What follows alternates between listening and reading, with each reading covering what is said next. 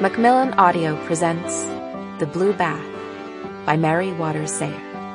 Read for you by Marisa, Calin.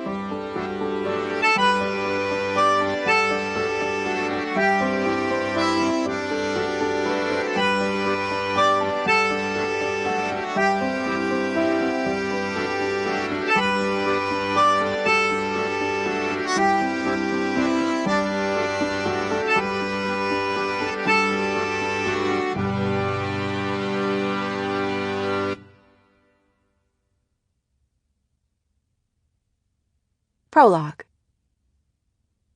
Entering the front hall, Kat saw it coming, but could not stop it.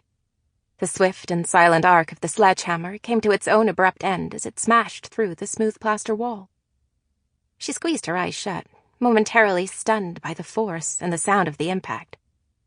In the loud silence that followed, Kat peered through the dust swirling in the sunlight and stepped closer, her shoes crunching on bits of atomized plaster.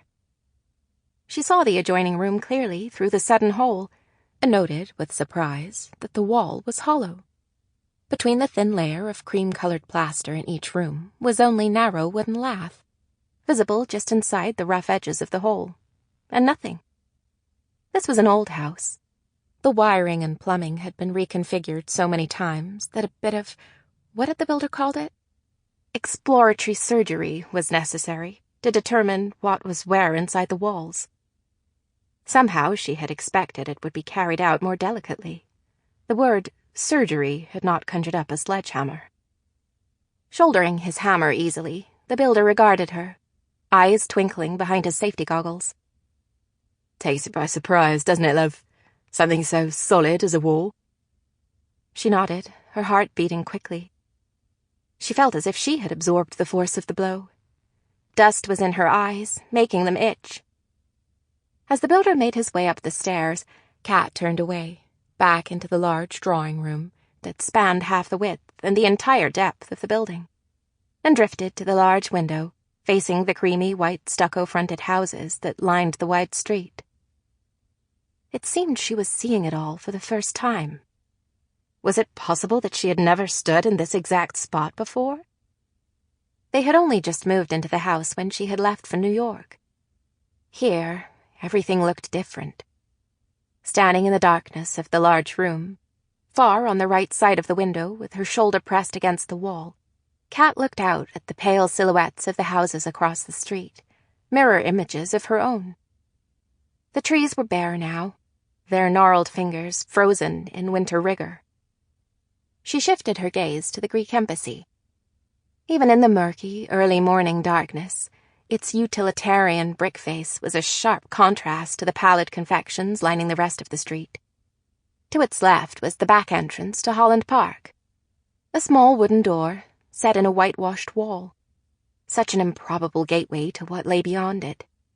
So different from the main gates on Kensington High Street, twisted iron hung from twin brick pillars that offered visitors a greeting more befitting a royal park.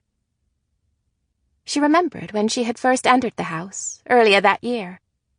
She had felt like a child, walking through the large double doors, up the sweeping staircase, and through the echoing rooms. And like a child, she had fallen in love with it. The bare cream walls, with their intricate mouldings clinging fearlessly to the edges of the ceiling, 14 feet in the air.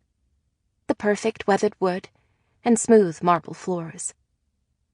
It had seemed to her to be very romantic, all spirit and possibility, as are all things lying fallow.